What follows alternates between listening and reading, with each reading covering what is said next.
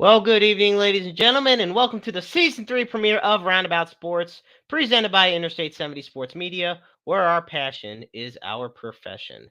Thank you so much for joining us. I am the Maestro, Jeremy Karp, and I am not alone. And it is so good to be back, folks. I'm telling you, and it's so great to be back with my co-host, my dear friend, my right-hand man, the one, the only Hollywood James Knox. Good evening, Jeremy. It's good to be back, and yeah, so here we are. We didn't get canceled. I was gonna say we didn't get canceled, and we pushed the limits a lot in season 2. Nah. So there's a lot we're gonna be talking about tonight, folks. And please, you know, submit your questions, comment, like, share, all that fun stuff. On top of that, the website is going through a big time revamp. Go on interstate70sports.media. Got a whole team of amazing writers and designers and everybody who's pouring their heart and soul into this. And it's wonderful to see. I love every second of it. Um, Also, and we'll be discussing this more tomorrow, or we'll be discussing this more throughout the show. But tomorrow night at, I believe, 6 p.m., James, you said the Strike Zone is making its return. Yes, sir. The Strike Zone returns tomorrow night at 6 p.m. Generally, we'll do it at 7, but the Blues play tomorrow night, so we will bump it to 6.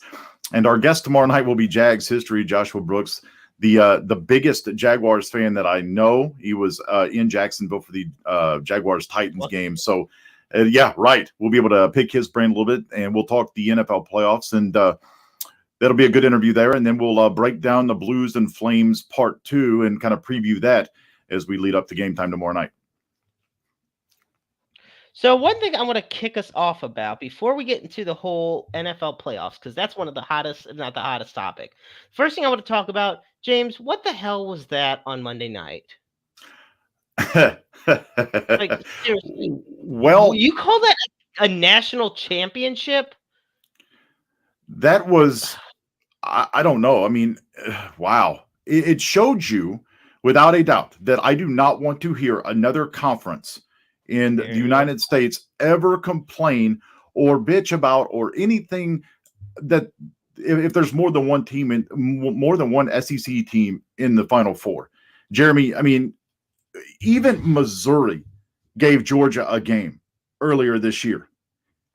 There is not another conference, football-wise, better than the SEC in this country. There's just not. Well, I don't know who's denying about the SEC being dominant, but at the same time, I feel like there are teams that, first off, I do think Michigan would have given a hell of a better fight against Georgia than TCU did. I think the coaching is a lot better. I trust the defense a lot more. TCU did not get where they're at because of their defense. It got where they were at because of their offense. And keep in mind, they lost to Kansas State earlier in the season in their championship. And guess who Alabama was reduced to facing? Kansas State. Kansas State. And boat raced them in the Sugar Bowl. And they boat raced them. It's hard to say because we say that TCU didn't get where they were at because of their defense, but they did have 3 pick sixes in that game against Michigan, which if you go back to the semifinal games, man, those games were great. I mean, those were really good games. But TCU, and we know this, Jeremy, we both watch a ton of football. The Big 12 does not play defense. Defense is optional in every one of those games. And, Jags history, good comment here, that game proved there are levels to the college football playoffs.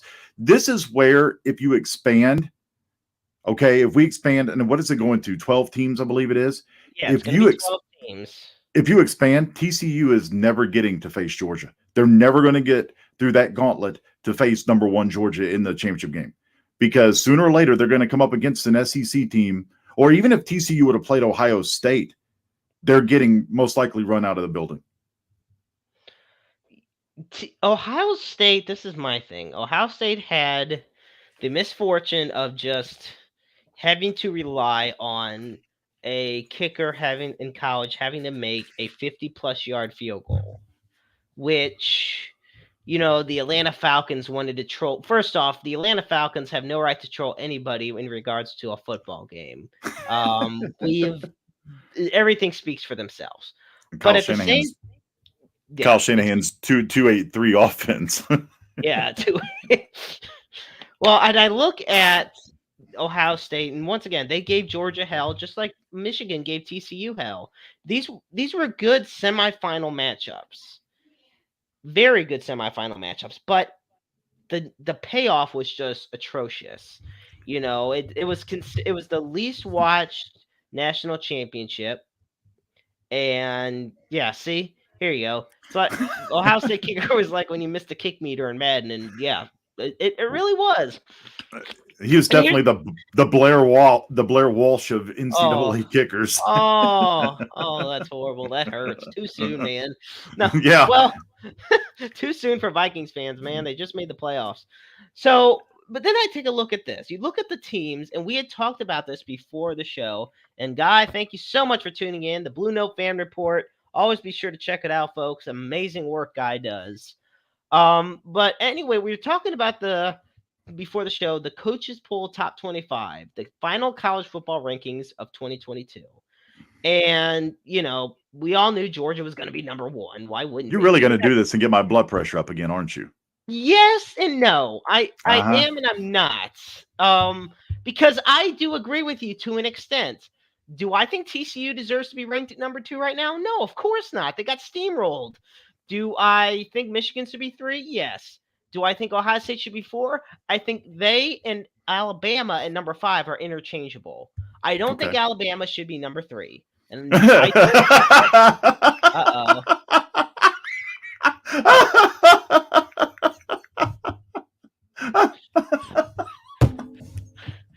You The kid has my sense of humor. What can I say? it cracks me up though. Say what you want, but somehow he's still 3 years younger than Brandon Whedon. Stetson Bennett's going to be on Social Security by the time he graduates college. That's really good. He's going to graduate. And Ben Simmons will still be a rookie. Thank you. Go ahead. I was going to say it's really funny that Stetson Bennett the fourth is the same age as Lamar Jackson, and Lamar Jackson's fixing to get big time paid. And we just look at, Stetson Bennett does something that only one other team, and that's the University of Alabama, has done, and that's go back to back, in terms of national championships. And we remember last year, like the big, controversy around him and JT Daniels down at Georgia's like, oh, is Stetson a good enough quarterback to win them a championship?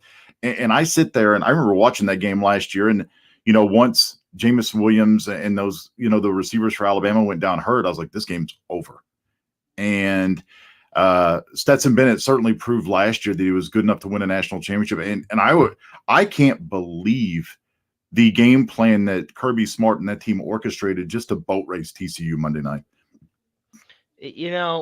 First off, I think Tulane needs to be number 2. We all know it's all about the green wave, baby. Let's go. I have no problem with Tulane being in the top 5.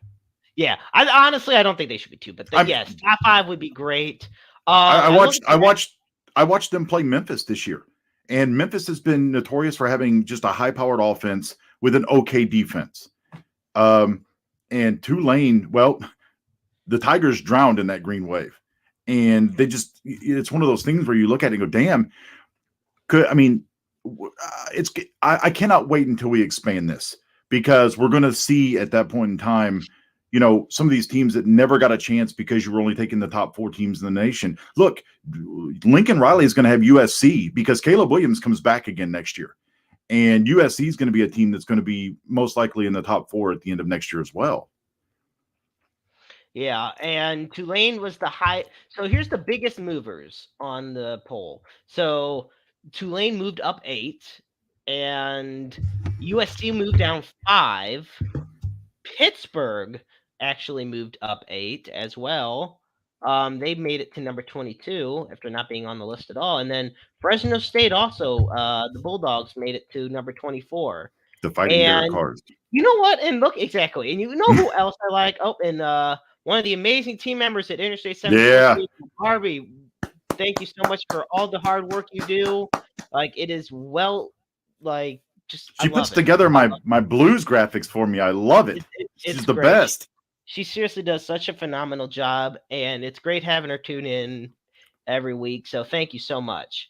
But I was looking at the other rankings. You know who I am surprised is even on this list, and maybe it's Let me just you. let me You look guess. at the list. Look at the list and tell me what you think it No, is. I don't have the list in front of me, so I'm going to just go off what I Okay, think I go know take here. a wild guess. Can you? I'll What give number you. are they? Go Okay, ahead. they are number 17. Right in the middle. They're right in the middle, and they are historically over the past few years very not top 25 team. Oh my. So I'll say Syracuse. Ooh, it's an interesting guess, but we're gonna go farther west. And oh, Barbie, yeah, absolutely, we love having you here. We only wish you had you on a lot sooner. And I'm telling you, and yes, Jags history. I'm shocked TCU's on the list. Well, after that, yes, but the answer is the Oregon State Beavers, and it's interesting because I actually have a picture of the Beavers Gotta logo. love the Beaver. No, that's not. That's that damn Tiger again. The Tiger returns for The season Tiger 3. returns for season 3. Oh, I love it. This is No, a trash Tiger. so I actually yes, the Oregon State Beavers Gotta love the Beaver. are on, and they're one behind Oregon. So the Oregon Ducks at number 16, Oregon State Beavers at number 17. So I it's just interesting, and like we said, it's good Clemson's at number 12 because they don't deserve to be any higher. If anything, they deserve to be lower. Thank you. All I know is this was a crazy college football season with potentially the worst payoff in history. It just one, it shows you like okay, so let's set aside the national championship game because it was hot garbage. It just shows you how much parity there is in college football now. Alabama lost 2 games on the road by a combined 4 points. And, if they don't lose to LSU when, they go for the 2-point conversion and get it, it's going to be interesting. The SEC is going to, obviously, they're expanding with Texas and Oklahoma. So there's 2 teams that are coming in. And that's the other thing we have to look at. The college football landscape is going to change with everybody changing conferences. And Right. speaking of TCU, we all know we've had this talk prior before. I'm not a big fan of Dion Sanders as the coach. He comes out on game day prior to the game the other night saying, "Oh, we're going to play TCU," or "No, we're going to play Arizona State in week 0, and then we're going to play TCU." By the way, his week 0 game today got scrapped. The NCAA says, "I don't think so." Exactly. Everybody's So, favorite heel referee joining us this evening, Christopher Miles. Big shout out for there him. he is. How we Oh doing, God, sir?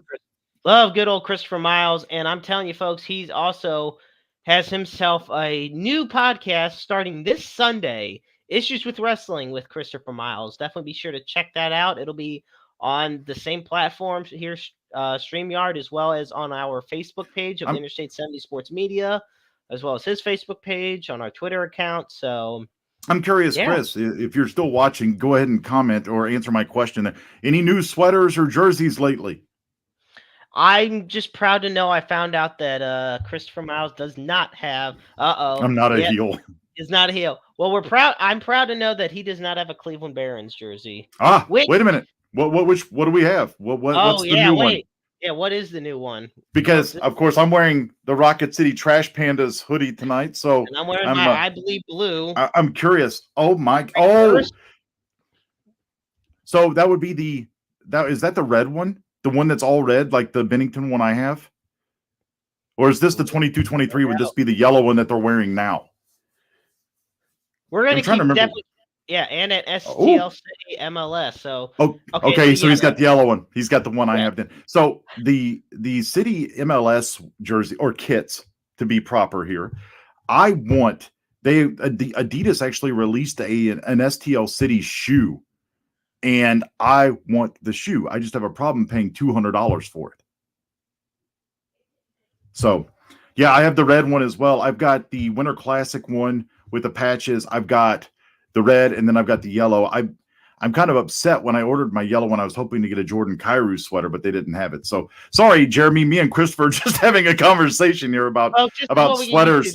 These two. This is why he is Hollywood James Knox. He has the big time collection And I have all the of shoes that match. and, and Okay. See, yeah, he has the Winter Classic. And Christopher Miles is the huge jersey collector. Every Dynamo Pro show, he shows up in a different jersey, which I love. When I found out he has the Hartford Whalers, nevertheless, okay, that's my folks, favorite one by far. back The whale. the Whalers and the Nordiques. Okay, back on track. Let's reel it back in. Let's reel it back So in here. let's talk about football that actually is interesting, worth a damn, and that Still is going on. still going on too. The National Football League, and that's right, it is playoff time, baby, and it is Go wild Jags. card weekend coming up. And there might not be a hotter team right now than the Jacksonville Jaguars. They have been riding the momentum wave like crazy, and this week they will be going up against the Los Angeles Chargers. And it's considered to be the most evenly matched wild card game coming up this weekend. In fact, FPI predicts it at 59% in favor of the Jaguars. Every game this weekend is higher than that. But LA is a 1.5 favorite in the latest Chargers versus Jacksonville odds. That's what I was going to look at. Thank you so much. And Save me from having to search for it. From Caesar's from Caesar's Sportsbook, the over under for total points scored is 47 and a half. And you know, this is the thing. The Chargers earlier this year in week 4, I'm sorry, faced off against the Jaguars. And Trevor Lawrence threw for 262 yards, 3 touchdowns, and Justin Herbert turned the ball over 2 times. Jaguars won 38-10. Whooped that This ended ass. the Jaguars' and it ended their 18-game road losing streak. Now, on top of that, Jaguars are fourth in the league. Well, they're tied for fourth in the league in takeaways with 27. They had a league worst 9 takeaways last year. It's amazing what happens when you get rid of Urban Meyer. Doug Peterson has done a phenomenal job with this team. Trevor Lawrence actually looks like a half decent quarterback right now. So I will take that. And the defense is just absolutely electric. Probably the best Jaguars defense we've seen since they went to the AFC title game and unfortunately lost to the Patriots. Well, and Jack's history, I agree to an extent. I think he's one of the candidates for sure. Doug Peterson for Coach of the Year. I absolutely think he's one of the candidates. I also think, and we'll get into this more later, Dan Campbell of the Detroit Lions is a candidate. Nick Sirianni for the Philadelphia Eagles, and Brian Daboll for the New York Giants. That's where I was going to go. Coach of the Year, New York Giants candidates right there. I know there's just not as many AFC candidates. And, you can always go for your safe bet with Andy Reid and how the Chiefs have done this year. But at the same time, there's going to be a lot of people complaining about how the Chiefs got the 1 seed. And I have a problem with it, but yeah, and we'll get into that soon. But I want to ask you, James, what do you think about this matchup between the Jaguars and the Chargers? I'm gonna say it right now that out of all the quarterbacks that played this weekend, and including Monday night, that Trevor Lawrence will have the highest and the best statistical line the entire weekend. I think the Jaguars win this game running away. You got Mike Williams, the wide receiver for the Chargers. He's dealing with back spasms. He got banged up in that game in which Brandon Staley had no reason or idea or clue to keep his starters in that game. Joey Bosa got hurt as well. He should have been out. But those guys got banged up a little bit. I don't think. Right. I even looked at the weather, and the reason I looked at the weather for that game is Trevor Lawrence is terrible about hanging onto the ball when it's wet. It's going to be in the mid-50s at kickoff. I believe that the Chargers are going to get a high dosage of Travis Etienne, who has showed himself to be quite the electric NFL running back. I feel bad for James Robinson. Right. And I feel bad for Justin Herbert because he's got to deal with guys like Fatu Kasi and Josh Allen on the front 7. And you got to deal with Tyson Campbell, Darius Williams, those guys in the secondary. I feel like it's going to be a long day for Gilbert. Yeah, I guess so. Or Justin Herbert. I'm sorry. What the hell am I? Gilbert? Who the hell's Gilbert? I don't know. Austin Gilbert, the corner, the Yeah, icon. that's No, where I was but at. Yeah. but this is now when I look at the Jaguars Chargers matchup. Okay, I talked about how the Jaguars probably have some of the biggest momentum on their side heading into the playoffs. But at the Woo. same time, look at who the Jaguars played last week. They played a Titans team that literally had Josh Dobbs as quarterback, and their top receiver was Robert Woods. Bobby Trees. Yeah. So, of course, Derrick Henry, it speaks for himself how unbelievably, like, legendary and insane he is. So, But you look at the Jaguars, you got Justin Herbert as your quarterback, already an upgrade over Josh Dobbs.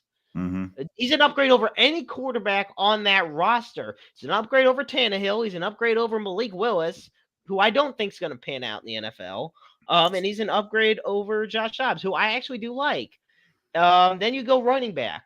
Okay, you got Derrick Henry. Like I said, nothing else needs to be said. But look who you got on the Chargers. You got the best dual threat running back in the NFL in Austin Eckler.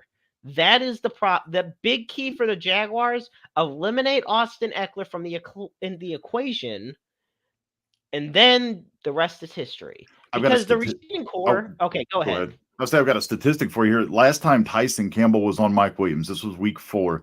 So Mike Williams had 6 targets. He had 1 catch for 15 yards and a touchdown. That's it. So if you shut down that side of it and you force everything to Keenan Allen, or, because Austin Eckler can catch passes as well, you can take away one of the weapons that will certainly help.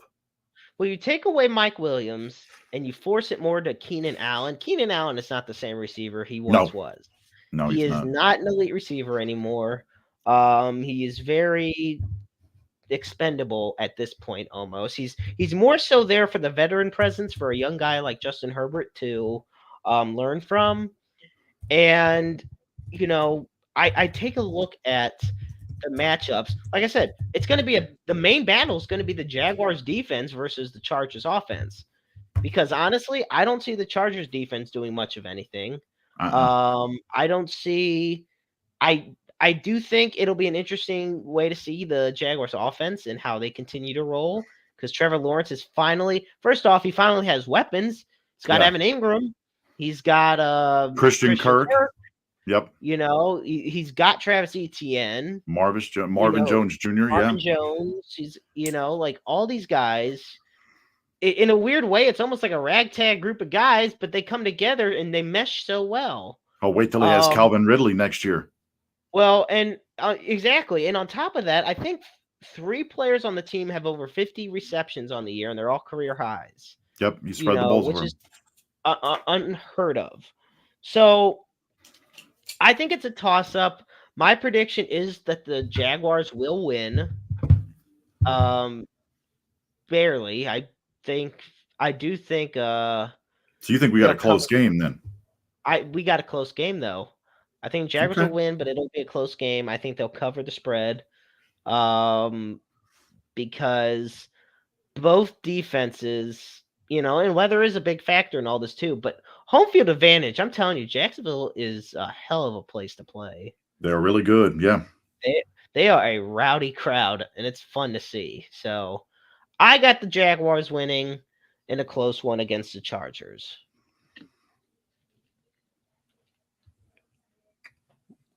Are you waiting? I was gonna say, are you waiting for me to say something? I think I was waiting to see what you got. I think Jacksonville. You would have said Jacksonville, but I think Jacksonville wins this by 10. I think it's a 31-21 game, and I think I just have more faith in the Jaguars defense than in the Chargers defense, and I think that's what it comes down to. Because I think equally, if Justin Herbert if he's on, he'll have an excellent game. I don't trust the defenses when it comes down to it. I think that's true for a lot of these games in the NFL playoffs. I mean, you look at the Cowboys and the Buccaneers. I mean, obviously Tom Brady's had a bad season, but Tom Brady's undefeated when he plays the Cowboys. He owns Dallas. That game's played in Tampa. I think that there's going to be a lot and unfortunately, I think the Bills and Dolphins game, because two has been ruled out, I think that's going to be a blowout. In Buffalo, while they don't have a great defense, they're going to outscore Miami because Miami's not going to be able to move the ball. I think a lot of these matchups this weekend are lopsided. I think the one that really isn't is Minnesota and the Giants, and I could see that being a field goal game. Well, we'll just have to see how it plays out. And folks, that game will be taking place on where The is it? Jaguars game is the Saturday night tilt. Saturday. Saturday Yep. kickoff is at 8:15 p.m. Eastern time. Um, Next up, and this is where we're gonna start getting into some of the controversy. So first off, folks, thank you so much for tuning in to the premiere, season 3 premiere of Roundabout Sports. I'm the Maestro Jeremy Carp, and of course, my dear friend Hollywood James Knox to my right. And next up, we have the Miami Dolphins taking on the Buffalo Bills. So first, I want to announce that Damar Hamlin, the Bill safety who suffered cardiac arrest last week, released from the hospital on his way home. You know, it's amazing what the power of prayer and great work by EMTs does. Um, this is where the whole controversy comes in, though. Mm. Game gets canceled. And Bengals were up 7-3, so the game gets canceled in the first quarter. And it had significant look. And I've said this to people all week, and I hate saying it like this, but it is true. And you can argue it all you want. If this was the Texans versus, say, the freaking Packers, no, it wouldn't be as much of an issue from the standings point. Yep. From the playoff point, because obviously Texans didn't have anything to play for, and the Packers were just barely fighting. But it was the Bills and Bengals who both were fighting for to stay in this hunt for the top seed, which yes is the Chiefs. So the Chiefs do get the bye, but they don't get home field advantage, which we're gonna work our way through all that later. When you look at the Bills and where they're at. I said how the Jaguars, there's probably not a team with more momentum on their side. They're still probably not a team with more fire on their side than the Buffalo Bills. Because there's nothing that brings people together quite like a tragedy. Yeah. And especially when at the end it's still good news as far as like Damar Hamlin recovering well, and we wish him continued success on his recovery. It's crazy, and you're right. And it's funny.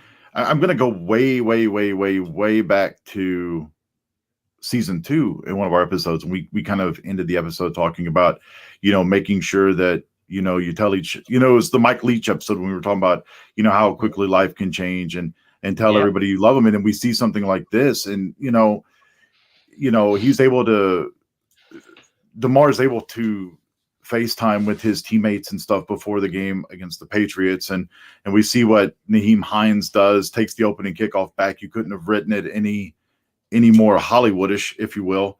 And, that's the motivation that is there. And I'm sure Damar will join them on the sidelines during their playoff games. And you're right. There is nothing like playing for or living for or going into battle for a fallen teammate. And it doesn't really have to be sports. It could be anything. And I'll tell you, the motivation, as crazy as to think that, you had to shock him back to life and you had to use CPR and he was on a breathing tube and, in a normal football play that had an abnormal ending. And here we are. And you're right. This Bills team, if you don't think for 1 second that they wake up every morning and the first thing they think of is like, I'm going to live this day or I'm going to play this game or I'm going to practice for Damar, boy, it's hard to stop that kind of motivation. It really is. And they're going up against the Miami Dolphins team that is limping into the postseason. Like, I'll be honest, not seeing Pittsburgh in the playoffs brings joy to me. Not seeing New England in the playoffs brings joy to me.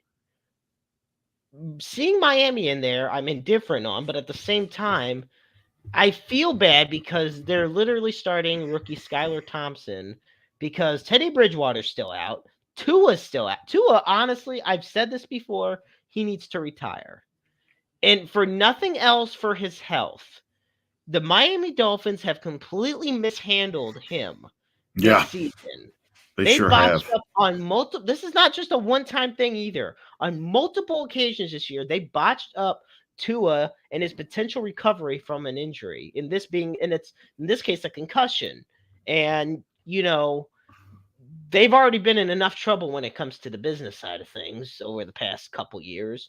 It's like So their medical team is like having to trust Dr. Kevorkian to shock your ass back to life. I think that the point is like, and I'm going to say this, and I know you're not going to like this as a Browns fan, but I did want to see the Dolphins in the playoffs with the caveat that Tua was their starting quarterback. Otherwise, I'd rather seen Kenny Pickett and the Steelers in the playoffs. And I know that hurts you to hear me say that. But, I mean, just seeing my team 7-10, and I was one game off my prediction, my preseason prediction. So I'm I just don't mad know. that I think the expanded season makes it more sad because now you have an extra game, so it's an extra L that you could see, and it hurts more. I'm just sad that my Rams couldn't close the deal so the Lions could be in the playoffs. I'm just sad the Rams still exist as a franchise. You'll be okay. When's the last time you guys won a Super Bowl? When was the last time your owner wasn't a greedy bastard? Well, no, he's a greedy bastard. And Stanley, if you watch the national championship game Monday night, Stanley Steamer over there is going to need to clean up some water issues in that stadium. Yeah, I was going to say, at least Jerry World is actually a well put together stadium. Get the wet dry back out. Anyway, nevertheless, yes, and by the way, congratulations to the Rams for being the worst defending Super Bowl champion in history. Once again, something that brings joy to me. Still got to be number one at something, I suppose. I was gonna say, might as well. Well, even then, tell that to Lovie Smith, who knew he was going to get fired and decided. So he helped out the Bears with the. So he helped out his old friend the Bears by giving them the number one pick. Is that not great or what? Yeah, that'll stick it to the man. Yeah. Quick side note before we get back to the Dolphins Bills. So the Houston Texans and the Chicago Bears were going back and forth. They weren't facing each other, but they're going back and forth for the number one overall pick. All Houston had to do was lose to the Colts, and they get the number one pick. Well, Lovie Smith, he was confident he was going to keep his job, but I think deep down he knew he was getting canned. Yeah, I think he did. Because what ends up happening, Houston wins on a Hail Mary. And Eddie, thank you so much. It's great having you back, tuning in. Thank you so much. And yes, go Cardinals and go Blues. And don't worry, Kansas City, we love you guys too. Nevertheless, as I was saying, where I was getting at was Houston wins on a Hail Mary and Chicago loses to Minnesota. So now what happens is Chicago has the first overall pick in the draft. And yes, Jared, I did see, thank you for tuning in. I did see the model for the possible new Bears Stadium in Arlington Heights, which it's supposed to be a lot. Once again, stadiums are no longer just stadiums. They have to be multi-complexes. Yeah. And then that's another thing I feel like, and like I said, we're going to jump back to this Bills-Dolphins game, but I just feel like there's more to why a lot of these stadiums, there's just more to it. It's no longer just here's the stadium. You got to have all these different entertainment stuff. Yeah, it's got to be venues, complexes, bars. It's got to be multi-purposed because to make revenue you have to be able to host concerts, and some of these stadiums have hosted Final Fours in NCAA basketball, and XFL football teams, and just the list goes on and on. But what you're seeing now is a lot of cities are kind of copying like Wrigleyville and like Ballpark Village and Live by Lowe's in Dallas, which is outside of Jerry's World. And you have to do that because you have to, if you're going to WrestleMania, that's another one. A lot of these stadiums, are hosting whether it be the Royal Rumble or WrestleMania or some of these bigger events like that, you'd be stupid to only build a stadium that is for one sport and one sport only and not be able to have it multi-purposed for different events. Right. With all that, folks, we are going to backtrack back to our lovely Dolphins Bills coverage. And I looked and see the kid that starts for the Dolphins looks for the Dolphins last week was from how about that? And rookie Skylar Thompson, yes, he is now the starting quarterback because nobody else on the Dolphins. He's from Palmyra, Missouri. He also looks I like he believe, delivers my newspaper every morning. Oh my gosh. I mean, I'm That's just because saying. that's probably what he was doing before he went to the NFL. Okay, anyway, and he is a KU graduate or K-State graduate, not Kansas University, but Wildcat. Okay. Anyway, I look at this. I don't see any scenario where the Dolphins come out of this on top. No. Like, I'm sorry. I think this might be a bloodbath because Buffalo has so much on their side in so many facets of the game. And it's just going to be bad. I just see it where Miami is going to lose to Buffalo. That's as blunt as I could put it. By at least 3 scores. Put it down. All right, we'll put it down. I'll even put money on it. I guarantee that they're going to get boat raced. That game will be over at halftime. I will be finding something else to watch. All right, sounds like a plan to me. Well, then you can tune in to watch the Ravens and Bengals because, we don't have enough backup quarterbacks in the playoffs. Let's put that's in That's going to be a good Huntley. game. It's going to be a good game. It's going to be a good game, but at the same time, Jared says Miami is taking a dub. Oh, okay. And if Josh Allen turns the ball over, Jack's history says they can see the Dolphins winning. The Dolphins couldn't score on the Jets when they turned the ball over. It was 11-6. This is nothing about the Bills' offense. This is about the lack of the offense the Dolphins have. How do you have Tyreek Hill and Jalen Waddle and are reduced to field goals against the Jets? Because he throws the football like he throws my newspaper. Yeah. It ends up in the bushes. It's like playing Paperboy for Super Nintendo. Like, come on. I was actually thinking about that when I made that comment. That's kind of scary. Get out of my head, Jeremy. Oh, damn, broke the window again. Would have better call Safelite. Well, nevertheless, so we get to the Bills, or not the Bills. We get to the Bengals and the I don't know how to take that. I just read the obituaries to make sure I'm not in it yet. That's my line. I say that all the time. Nevertheless, so we got the Ravens and Bengals in a fierce AFC North battle, this time with obviously higher stakes. Look, this Bengals offense has looked phenomenal this season. And I don't see them slowing down anytime soon, but they're going to have to if the Ravens want to win this game, they're going to have to slow them down because your offense isn't going to do it. You're just too injury riddled on offense. You have no running game. Lamar hasn't practiced in 7 weeks. 7 weeks, James. I'm not even talking about playing in a game. I'm talking about practice. We're talking about practice, man. This ain't about the game. This is about practice. And actually, it has been 7 weeks. And this is from a guy who is expecting a big-time extension at the end of the season, or at least heading into this offseason, which, in a way, he should get it because look at what the Ravens are without him. They're screwed. They absolutely shit the bed and offense when it comes to playing without Lamar. I agree with him. He can't stay healthy. I agree with Jared. I think the Bengals come out of the AFC. I don't know if they win the Super Bowl, but I do have them going to the Super Bowl. I think that Bengals team, just with their offensive weapons, I mean, with T. Higgins, Jamar Chase on the outside, as your 2 main wide receivers, and then you've got, Tyler Boyd. You've got Joe Mixon in the backfield, and even Samaje Perine, when Mixon was out with a concussion, I picked him up on my fantasy team because Perine he's electric out of the backfield. He can catch the ball as well. I think the Bengals, we've seen what we've seen when the Bengals and the Chiefs match up, the Bengals generally come out on top. The Bills, on the other hand, man, could you imagine a Bills-Bengals? Wow, wouldn't that be? That would almost come full circle? A Bills-Bengals AFC Championship game, and then that's where you would have to flip a coin or figure out where the hell it's going to be played.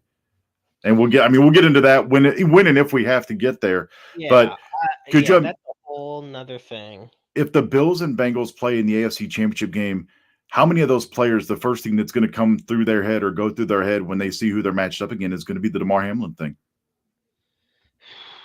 I know it's not going to happen, but I really you see it as wrestling fans. We've seen it all the time. That big return, like at a Royal Rumble or in a match or something. Oh my God, that's Damar Hamlin's music. I just want to see Damar Hamlin go out, get a pick six, seal the win for Buffalo, go to the Super Bowl.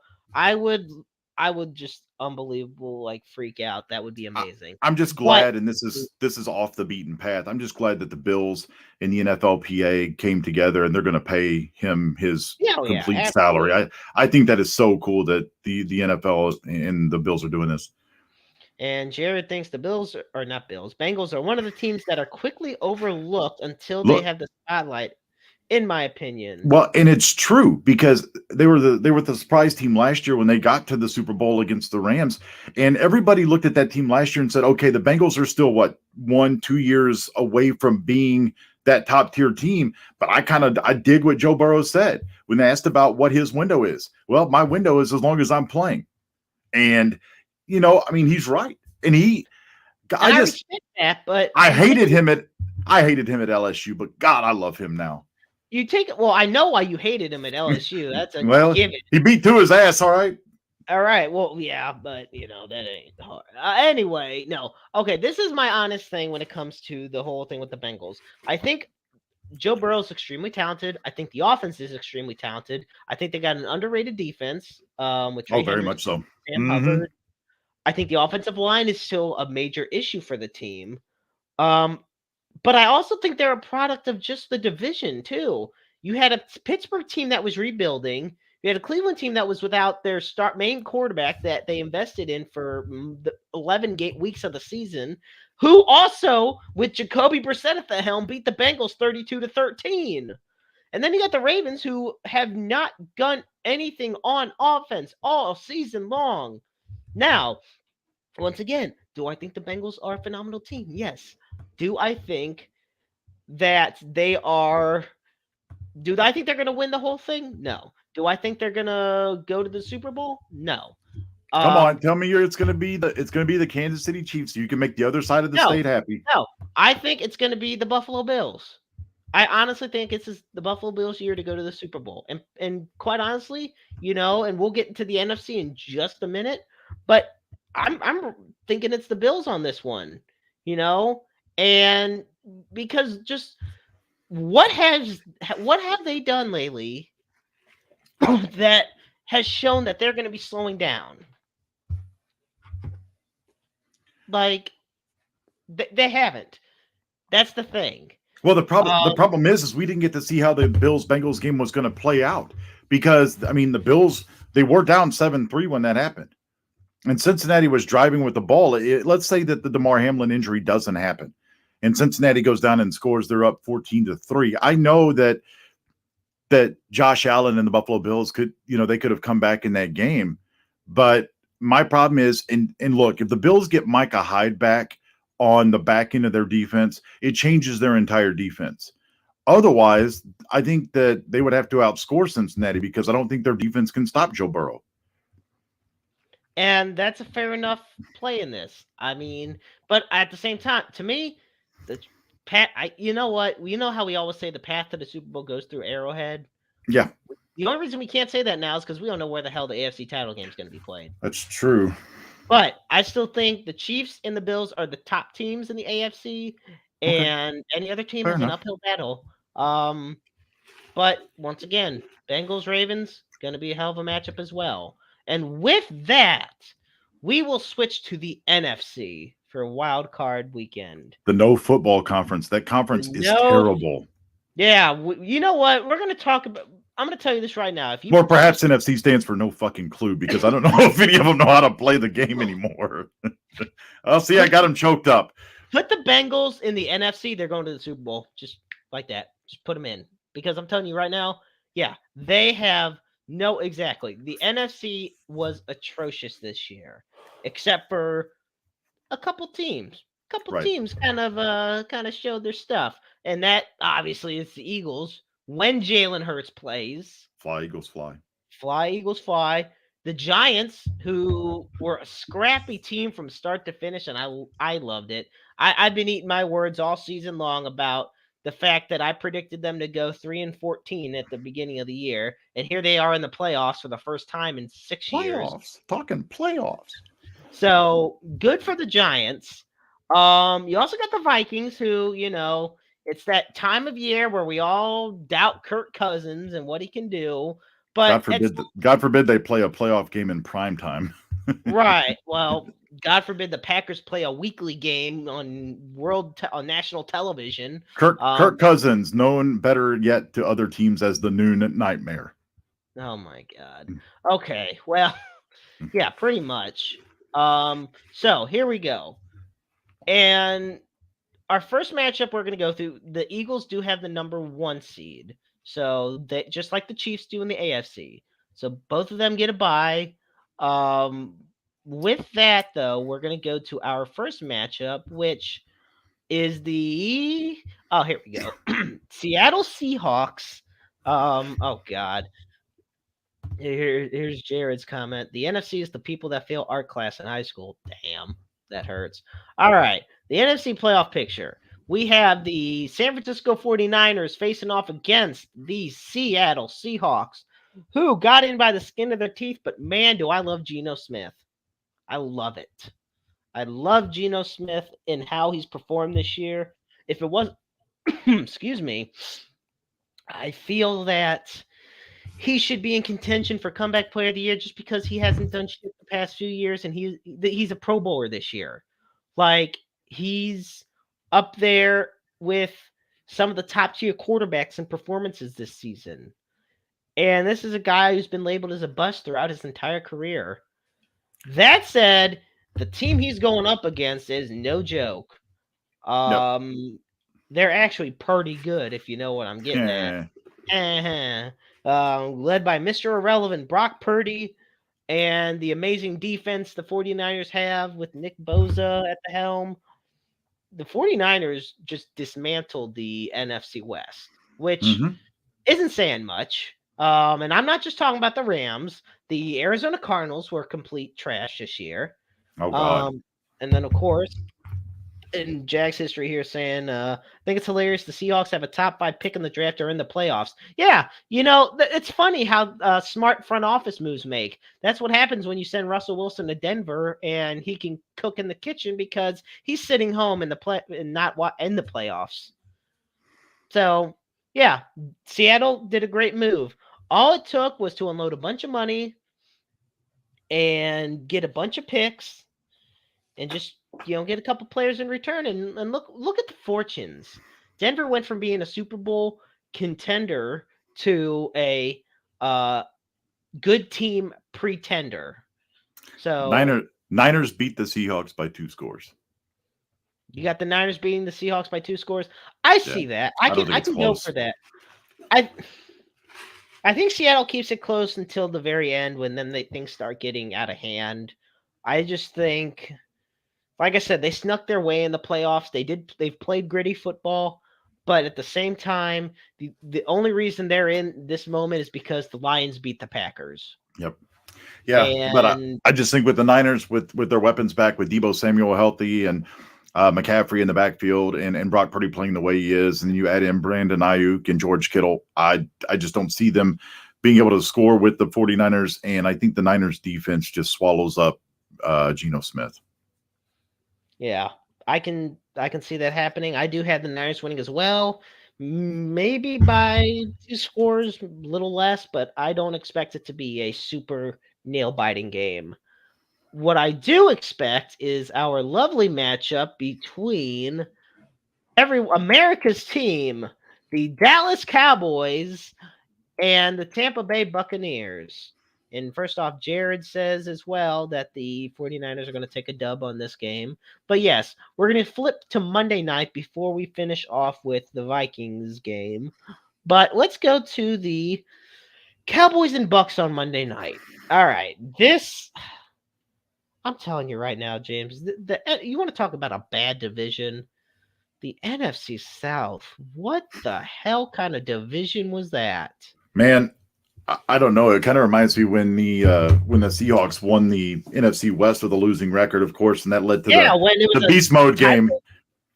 When they faced the Rams in a tiebreaker game, wins the division. And Charlie Whitehurst versus Sam Bradford. So of course, leave it to the Rams to lose to Clipboard Jesus. That's what I was ready to say. And so, but you look at the Buccaneers, and you look at the Cowboys. First off, playoffs. This is when Tom Brady's at his most dangerous. And Dak Prescott has thrown an interception in 8 straight games. Tom Brady has never lost to the Dallas Cowboys. Tampa wins this game. Tampa wins this game by 13. Tampa wins by 13. Well, this is how I look at it. Tom Brady's never lost to Dallas. Tampa Bay is one of the best teams when it comes to capitalizing off of a turnover. Yep. And look, Mike Evans and Chris Godwin are going to do everything in their power to just blow past this Cowboys defense. Because guess what? The Cowboys defense is special when it comes to their front seven. But once you get past Leighton Vander Esch, Randy Gregory, Micah Parsons, let me just double check. Yeah. Or I'm sorry, when Randy Gregory is on the Broncos, but when you get past Micah Parsons and Leighton Vander Esch, there's just not too much to them. Diggs, the only reason Trayvon Diggs has all these interceptions is because they throw his way so much. Right. And, you look at Durant Armstrong, for example, I got Tampa Bay. I got Tampa in this You one. tried. Boy, you tried. I tried giving them the benefit of the doubt, but no, it's Tampa Bay. With that, we go to the last game here. And I'm telling you right now, it's going to be fun. We got the New York Giants of New Jersey heading to Minnesota to take on the good old Minnesota Vikings. You already know I have to pick the Giants, and I have to pick them because I'm eating my words from what I said at the beginning of the year. Well, Jeremy, I'd like to sit down and share that plate of pasta with you because I've got the G-Men as well. Oh man, I love it. And look at this. Tampa's Brady ain't taking an L to a team from Texas. Well, I agree. I hate I won't go any further. We got to be PC here. Yeah, I'm not a fan of Texas either. Oh God, I can only imagine what he was going to get at. Well, nevertheless, you look at, and you want to talk about a guy who could make comeback player of the year. Look at Saquon Barkley. And he already wants to he's the Giants ownership and organization already want to lock in Daniel Jones and Saquon Barkley for the long term. They got rid of some of their dead weight on their team. This is a group that Brian Daboll has put together, has shocked the football world. None of us expected them to be in the playoffs. And no, we had them dead last. We had the Commanders above them. Yeah, and the Commanders are way worse of a team, but we just expected so little of the Giants. There's not many words I can say. And look, they're going to be facing a team that found a way to come back from 33-0. So this is a hard one for me to predict because they were playing the Colts. Saturday doesn't perform on Sunday. We saw that. That's true. I don't know. I got the G-Men winning by a touchdown. The G-Men. Yeah, I think it's going to be close as well. I think it's going to be close because you can't count Kirk Cousins out. What's the line on that game? Do you have that in front of you? I can easily check right now. I guess I could have Because too. I believe the spread for the game, because I know them Giants are going in as underdogs. There ain't no way Just otherwise. just trying to figure out if I want to Um, take the Giants and the yeah. point. Okay. So here we go. They're a narrow favorite. Actually, so the The spread Giants are. is the Giant. No, so this is what it is. Hang on. So, The over under is the total is the 48.5 points. yep, I got that. Um, and the spread is Giants +3. Yep. So they're a field goal underdog, and generally that would mean it's a pick 'em game because generally the home team gets 3 points on the line. So Vegas says flip a coin. Look, I Coin right gotta, here. I I gotta, got this. I pulled it out of my sock just like Joe Mixon did. I gotta go with the Giants because I think that the combination of running the ball with Saquon Barkley and then, of course, Danny Dimes being a threat out of the backfield to run, and then look at the Giants defense with Kayvon Thibodeau. I really feel like this Giants. I mean, look, that game could have gone either way when they played in Minnesota earlier this year, had the Giants not made a couple mistakes. Now we're talking about Brian Dable, who has been under Bill Belichick when it's come to the playoffs. He is battle tested in terms of being a coordinator. And he has shown this year that, hey, don't count his team out. Hell, they almost beat the Eagles. The Eagles struggled scoring against them when Jalen Hurts played in Week 18. So, look, I understand it. I know people in Minnesota. There's a lot of Viking fans. They want to they want to cheer their team on. I'm sure they'll be at Cybergs, which is Viking headquarters in St. Louis. But you may go home with a big blue L. You very well might. And look, we got the Night Owl Renee Martinez in from the Wrestle Talk podcast, the best wrestling podcast that you could imagine. Had another great episode last night. It was great tuning in, checking in. Awesome Yep. job, guys. You can watch them every Tuesday night. You can find them on Facebook, on Twitter, on YouTube, Blog Talk Radio. I look, been a part of them for years. Love these guys to death. I can't tell you any more good things because there's just so much to say. I And love tuning Jared, in, and I was gonna say I love tuning in and going back, and even when I miss some of it, taking a look at some of the segments too. They do a fantastic job. Jared says, and thank you so much, Jared. Jared says the Vikings are going to be taking a win, and This is the man who said that he picked the damn Dolphins to win. Okay, yeah, but at the same time, this is the only reason I do see the Vikings winning. That offense is a hell of an offense. It's true. Look, you got Justin Jefferson, you got Adam Thielen, you got TJ Hawkinson, you got Madison and Cook as your running backs. And I think the biggest thing, and Night Owl does have, I'm going to get to your question in just a second, but I think the offense is the biggest thing. It's going to be a battle between the defense of the Giants and the offense of the Vikings. If the Giants can hold their own, they got this. Yeah. Because I don't see the Vikings defense stopping. It's going to be a good game. It wouldn't, and honestly, it wouldn't surprise me if it went to overtime. I think this is that close of a game. So the Night Owl asks, who's the team to beat in the AFC and the NFC? Eagles and the Bengals. He's got the Eagles and the Bengals. You know what? Ooh, what a great game that would be too. Eagles Super Bowl. Woo! The team to beat. I would take the over. Or the Bengals. Or I'm sorry, what team would be the team to beat? Okay, well, I'm tied between the Chiefs and the Bills for the AFC. For the NFC, you know what? This is going to sound a little crazy for me. I'm going to say the Niners. I was actually thinking about putting them in there. I'm going to say the Niners because the Eagles have fallen off. I think the reason that they're still the number one seed is just because they started off so hot. Ever since Jalen Hurts had gotten, without, the pun intended, hurt, the team has struggled as a whole. They haven't functioned as well, especially on offense, and it sucks because it's Minshew Mania. But Minshew Mania. I look at the NFC, and James brought up this earlier. You look at the 49ers offense. They were dangerous before the trade deadline. You get Christian McCaffrey on that team. I mean, you guys are just absolutely unbelievable. Focus, Jeremy. No, it just blows my mind, man, to think about.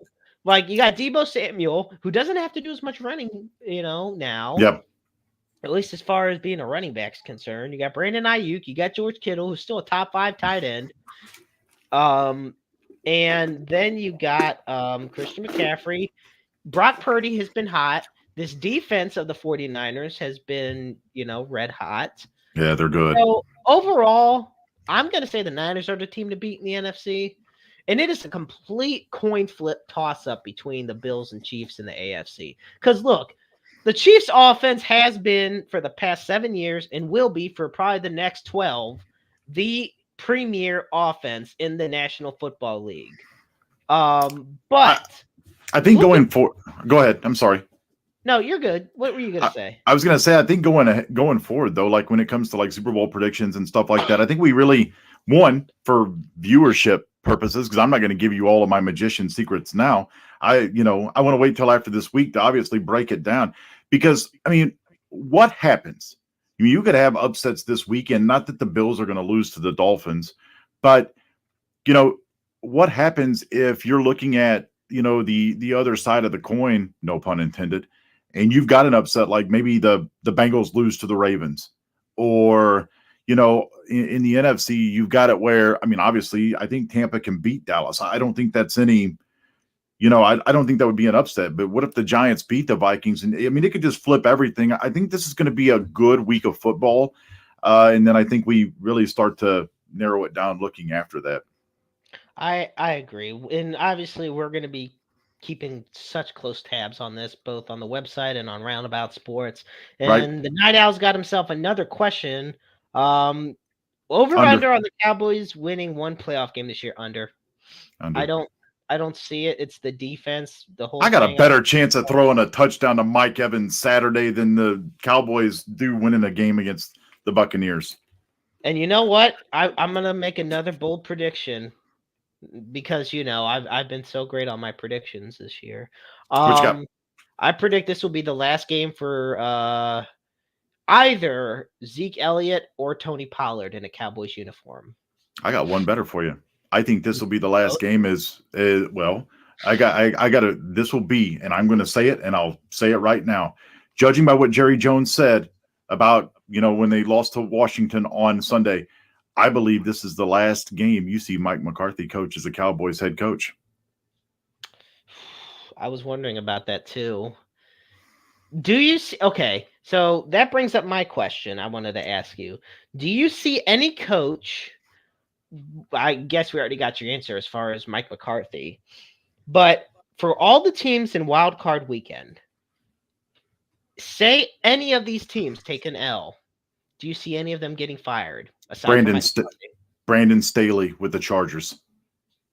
He's been too reckless as a head coach in the past year anyway. I think if they lose to Jacksonville, and this is not a shot at Jacksonville. I think it's more of a shot of him as a head coach. If they lose to the Jaguars on Saturday night, he's done. And I'd fire him personally. Yeah, and I also feel like that's a big thing because you take a look at his aggressiveness on fourth downs, especially. Yep. And he's been widely criticized for that across the league. So I don't see, and of course, Jared's saying the Jaguars suck. I mean, well, whether they do or don't, and they've done both, the point remains that the Chargers are considered underdogs, and I could very well see Brandon Staley being fired as well. Actually, remember, the Chargers are favored in that game, though. They're favored, Jaguars, but at the same time, you're going by either money or lines, or you're going by logic here. Right. Well, and I was going to say the public tells you it's like the public court of public opinion, exactly as opposed to what the actual courtroom says. Well, in the court of public opinion, they got the Jaguars. In the court of the Vegas sports books, which is the court, it's the Chargers. Right. Once again, it's the most even matchup in Wild Card Weekend. Night Owl submits if Kirk Cousins takes the Vikings to the NFC title game, would we be obligated to finally give him his flowers? Now you say no, James, and I want to know why. Well, because it's not Kirk Cousins that makes the players around him better. It's the players around him that makes Kirk Cousins better.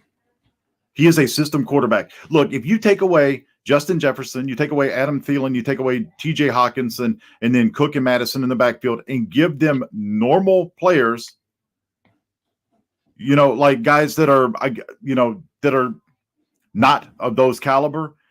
In past years, as much as I hate Aaron Rodgers, he's made his skill players better.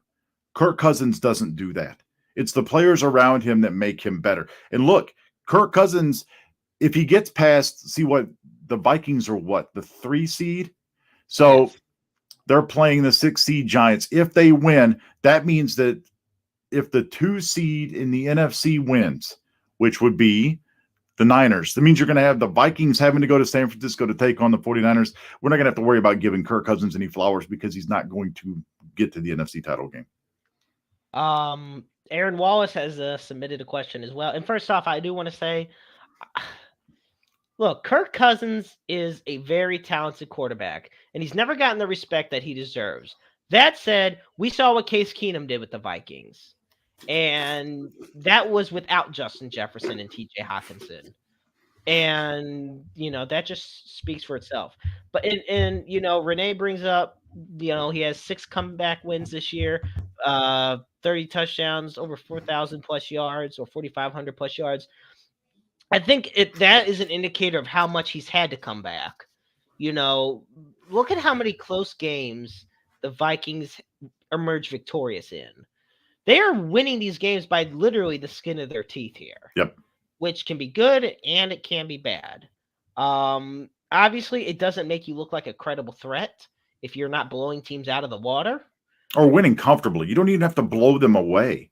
I mean, win by 10 points. I mean, that's not necessarily blowing anybody out. See, and that's the thing. Nothing's guaranteed if you're a Minnesota Viking, if you're the Minnesota Vikings. Right. Nothing, and that's and I know you're going to say, well, nothing's guaranteed anyway, but no, literally nothing is guaranteed with the Vikings.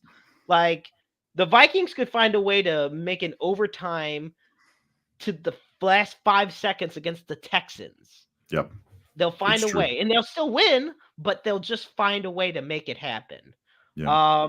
And Aaron Wallace, thank you for tuning in. He says, and James, does the St. Louis Blues have a good chance of winning the Stanley Cup this season?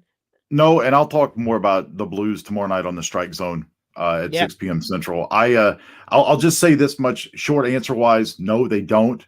And tune in tomorrow night, and I'll tell you why. Yep. And folks, while Dion is, of course, putting his makeup on and preparing himself, although he will be joining us via audio only tonight because he thinks, and yes, Evan, thank you so much for tuning in, brother. He goes, yeah, I think the Blues are a hockey team. Yeah, I don't know, depending on how they've played lately, it's debatable. But yes, he is absolutely correct. Right now, they would be in the playoffs. Once again, by the skin of their teeth. We'll take. It doesn't matter. Just get in, right? The 2006 St. Louis Cardinals. That's all I'll say. Yeah, more like the 2011 St. Louis Cardinals. I was getting ready to say them as well. And here we go. Let's see. The Night Owl says Chiefs had close games with Denver twice and lost to the Colts. Come on, guys. Close games are irrelevant unless you lose. Can't use that against good old Kurt. Fine. I'll just use the fact that his track record is shit. I mean, what else do you want? I mean, that's all you have to say. When's the last time he got to an NFC championship game? I mean, and look, we talked about the Jaguars and they play in a bad division. Or we talk about this team did well because they play in a bad division. The NFC North was garbage. Other than the Lions, the Packers were terrible, and the Bears should be relegated to a division, a college football team. They can play Alabama in the Sugar Bowl. Jack's history. Just watch a Cousins primetime game. That's it. When the lights are the brightest, Kirk Cousins, well, his fans, they don't like that. I will give both you and Jack's history that one. I will say, and the Night Owl says the North was trash as well, and yeah, nobody can argue that. The Bears is a high school football team. I wouldn't go that far. No, because high school football teams are actually really good. Anyway, CBC. No. Well, this is my thing. I look at it with Kirk Cousins. You put Kirk on that spotlight, and that is when he crumbles.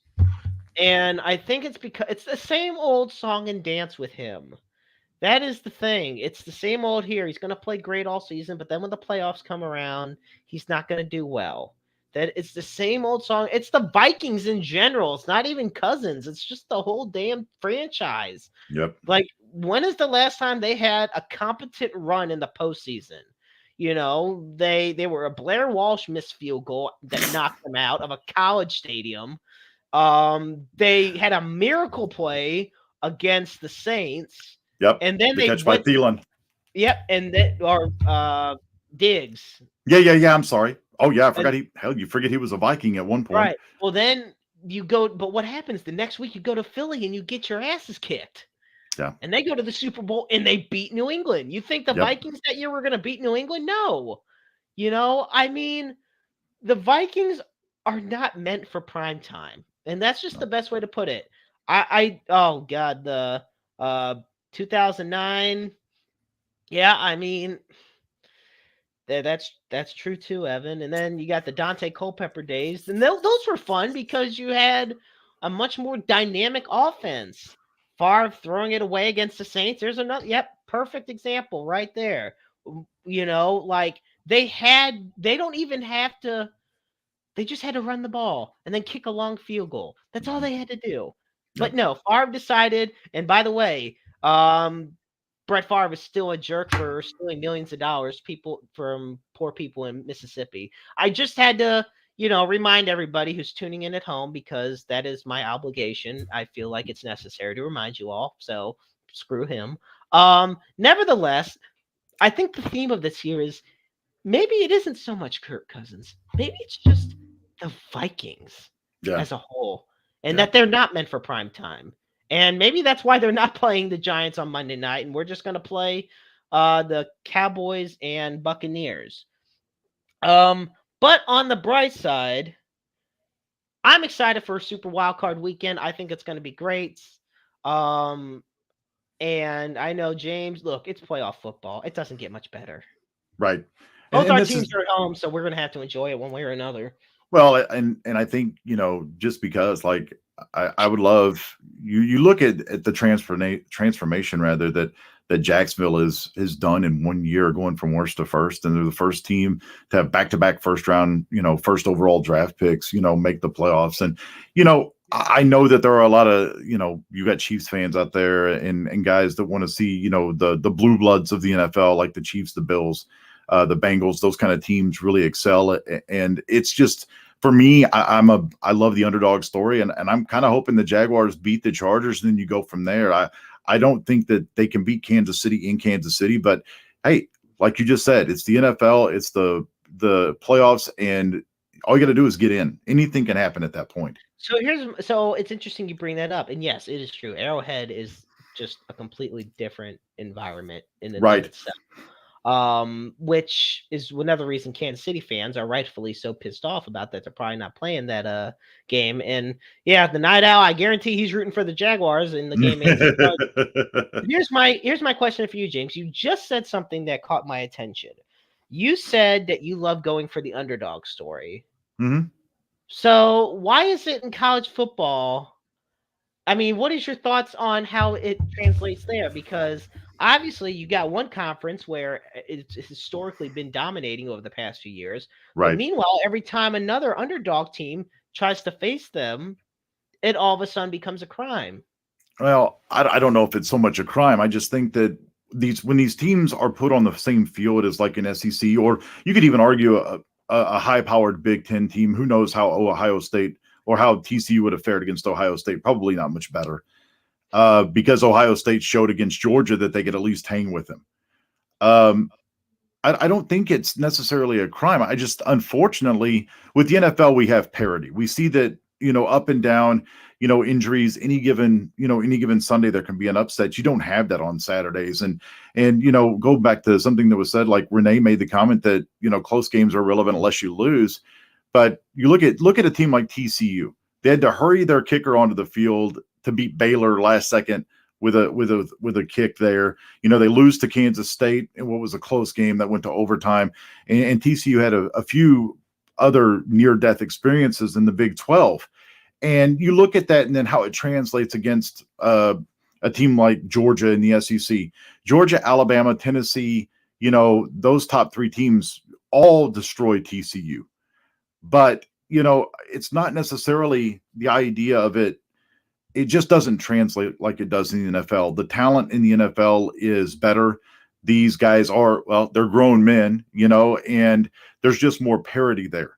In terms of college, you know, TCU was a nice storybook type team that, you're like, oh, well, we'll see how they do in the national championship game. And then they get on the field with an SEC team and they're not getting the same recruits. And NIL be damned, you're just not paying the kind of money out that you're getting in the NFL for a team to go from, say, Arizona in Christian Kirk to Jacksonville, where he's making, high wide receiver money. And, that you just don't get that in college. You don't get the same recruits, and the money obviously isn't there as well. And it's interesting, though, you do bring up the whole parity thing. You look at a typical Power 5 battle between two different conferences, and in the NFL, believe it or not, they do make it to where one team is not completely stacked compared to there's always going to be a way to balance. That's why there's expansion drafts when new teams join. Yep. Because they don't want, like when the Browns came back in 99 and when the Texans joined in 2002, they had expansion drafts, so these teams weren't completely outmatched. Yeah. And in college, especially because there's so many schools in the first place, but I look at it as the committee doesn't give a damn as much. They want what will draw ratings. That's exactly what it is. And because that gets them the revenue and that gets them the money. And Georgia being in the championship is what gets them that money. Yeah. Any team out of the SEC, honestly. Yeah. Okay. Top three. If it's Alabama, Tennessee, or Georgia. Do I think if Missouri was in there, which would have been amazing, especially considering Mizzou was the team that was closest to beating Georgia, which still upsets me. Like, Mizzou was the closest team when we all thought they were going to get absolutely violated by Georgia. You know how like TV money and deals like that where the schools get a piece of the money, each conference gets a big chunk of change and they divide it equally through their schools. Like, there's a reason why the SEC, each school sees around $45 million a year. They are the blue blood conference, whether it's basketball or football. Basketball, Big Ten's getting there because the SEC has fallen off basketball wise this year a little bit.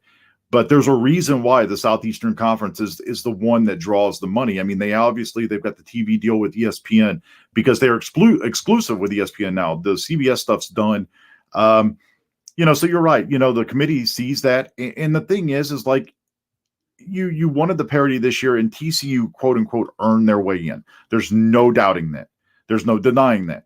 They just, unfortunately, they don't have the same athletes that the Southeastern Conference has. And I think that's just simply based off the fact that, look, if you're a player coming out of high school and you get a chance, hey, we're here from Fresno State, and we're here from Utah, and we're here from Georgia. Who the hell are you going to pick? I mean, you're going to pick Georgia unless there is really some sort of home commitment to it all. Right. So that's how I look at it. Now, folks, while we are still waiting on Dion, because he feels he is better than everybody else, and as the main attraction, he wants to be the main attraction. Right. I have to say, there's a game that I wanted to play, and no, it's not like a Saw type thing. It's actually because no, we're not doing that. Like I said, this is the season 3 premiere of Roundabout Sports, and the last thing I'm trying to do is, get us canceled. Literally and figuratively. So James, I wanted to do a game, and I swear it doesn't involve the Tiger. I just want you to know. I was waiting for the Tiger, actually. I swear it doesn't involve the Tiger. Okay. So there is a athlete, and it's just a silhouette, and I want you to guess who it is, just based off this picture, okay? You game? Yep, let's go. All right. I was going to say Carlos Correa before you pulled it up. I wish I would have now. Yeah. Good Lord. Folks, well, first off, welcome to Roundabout Sports, presented by Interstate 70 Sports Media. I am the Maestro Jeremy Carp alongside Hollywood James Knox, and we just got done with an in-depth talk on the NFL. It's Super Wildcard Weekend, but now we are going to shift gears and talk about the most talked about baseball player at the moment, and for all the wrong reasons. Now, keep in mind, this is not Brett Favre coming back to the NFL, and thank God for that, because terrible person. Um, and God have mercy on his soul. Sticky Um, fingers, Brett. yep. Well, anyway, we have Carlos Correa is that silhouette because he was on the Astros. Then he went to the Twins. Then he signed with the Giants. Then he signed with the Mets because he failed the physical. And then it didn't work out with the Mets because of the physical. And now he's back with the Twins. And with that, James, you're the baseball guru. You're the guy that to go through, especially when it comes to the strike zone. So I just have to ask you, because I know you've been following this like crazy. What in the hell is going on with Carlos Correa? Okay, so back in 2014, he had an ankle injury, and this happened while he was in the minors with Round Rock as part of the Houston Astros organization. He has not been on the IL or missed any game time with this injury since. So obviously he was with the Twins last year, the 1-year deal, the prove it deal. So he obviously San Francisco wants to sign him to a long-term deal. So what the idea is that he has a plate in his ankle. And the doctors for the Giants and the Mets both felt that the plate in his ankle had a lifespan to it, and that anything over 10 years, he would start to have issues where he would miss time and he would have to have ankle surgery again. And the Giants got out of that because they're like, look, we have the money to throw at you, but if it's not a sure thing, we're not interested. So they were worried about the medicals there. Goes to the Mets, and so the Mets wanted him to actually take a physical every year after every year of the contract to make sure he was still healthy. Well, Carlos Correa's camp, and obviously his agent is Scott Boras. They were not interested in that. The deal fell apart. I'm kind of surprised that Steve Cohen didn't go to what the Twins offered him. But so the Mets apparently offered offered Correa 6 years at $200 million. Well, Correa's deal with the Twins is 6 years, $200 million as well, but the deal with Minnesota can go up to 10 years and be worth $270 million. So there's an extra $70 million he can make in incentives. The Twins were comfortable with him because he played with them last year. There were no issues. He didn't miss any time, didn't miss any games due to injury. And so I found it hard to believe that Steve Cohen, Mr. Moneybags in New York, would be outbid by the Twins, but apparently the other $70 million is all incentive based. And yeah, so it's a mess. I can understand the lifespan or the life cycle of the plate that he has in his ankle. And because at some point in time, like anybody like myself, right knee has a partial replacement, and at some point in time, that's going to have to be replaced because the mechanism wears out. So apparently that's what happened. And Correa ends up back in Minnesota after some kind of snide comments towards the Twins front office about that he felt he was Dior, and that if you wanted Dior, you would have to come to him. So ultimately, funny enough, he's back with the Twins for a 6-year, $200 million deal with incentive base that could make him $270 million over 10 years. Wrap your head around that one, folks. I know, right? And you talk about free agency frenzy and how it goes with just a bunch of other athletes, but look at how much drama has been caused just by one athlete. Right. You know? And you're talking about an athlete who had all the controversy around him anyway, because he was part of the 2017 Astros team that was caught cheating and banging on trash cans and using electronic devices and stuff to steal signals. I mean, he, to me, is like, before all the stuff came out about him being part of that cheating scandal in Houston, he would have been a player that I would have liked to have on my team. He's a good ball player. That you cannot deny that. But, how good is he outside of not being able to cheat, or just he seems like a real asshat in general. When you come out with all of the incidents and all the issues with signing a contract, and it doesn't help that his agent is Scott Boras, who at times I think is misunderstood, but he represents a bunch of divas. And when that's the case, you're going to get painted in the same light as the diva that you're representing. I was gonna say, how does what's going on with Carlos Correa reflect uh, Scott Boras and whatnot, given everything going on? I almost feel bad for Boras, because when you're working for somebody like that, obviously you have to try to get them the best deal because that's how you're paid. But I mean, when you're, I just, man, I just wonder if the damage is done with Boras and some of these relationships that he has with front offices because of guys like this. Because, when you're waiting on medicals to come back, or you're dealing with team doctors or medical personnel in general, I mean, and you've got one voice telling you one thing, and another doctor's in your other ear, telling you something completely different. I mean, that's got to be a lot of long nights and probably sleepless, and then dealing with a player who just wants his money. And, again, that's where it comes in, where you're dealing with a diva. And on top of that, how does this affect the rest of? I mean, how does this affect the Giants and the Mets? Because now they put in all this money, all this time, all this effort in to Carlos Correa, and just for him to end up with basically the same team that he was with.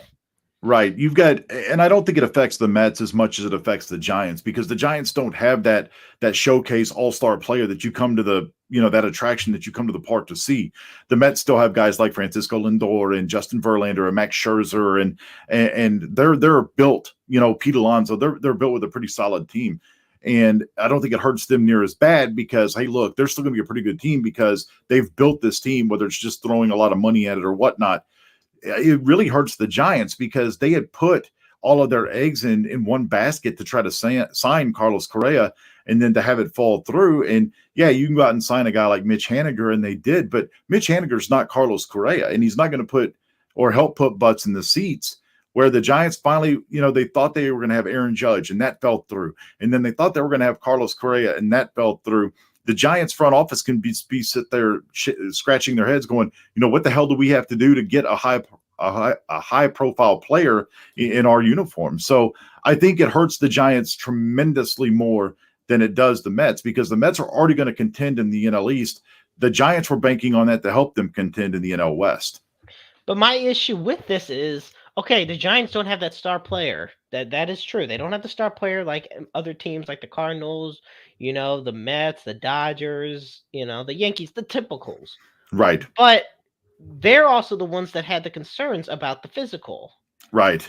So it's like they kind of screwed the pooch on themselves on this by not just sticking with, and of course it's a game of chance. Right.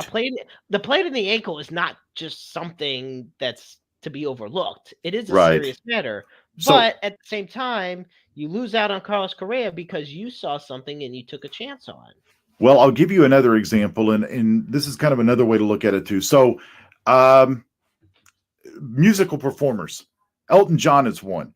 He has his hands are insured just in case some freak accident happens that that he's taken care of, if that's the case. So a lot of these, and it used to be this way in the NHL, where there was a limited number of contracts that you could get insurance on, that if something happened to that player, they would take the liability and pay out that contract to them. Not that the money would come off your salary cap or against you, but you wouldn't have to pay that money out. The insurance would take care of it.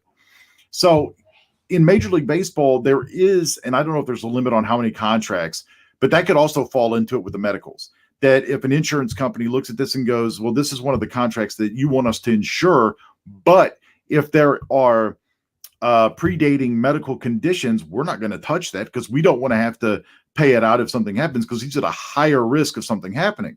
So that's the other thing. And it gets really hairy and really interesting when it comes into these big time contracts, because you've got so many outside influences and outside issues that ultimately come into play here. So there's so many variables, and all of them, like you said, it's a game of chance. And you could be the healthiest ball player in the world, but you step, the wrong way and you have a Liz Frank injury and it ruins your career. So it is just all one big game of chance. There's no guarantee that things are going to work out for the Twins either.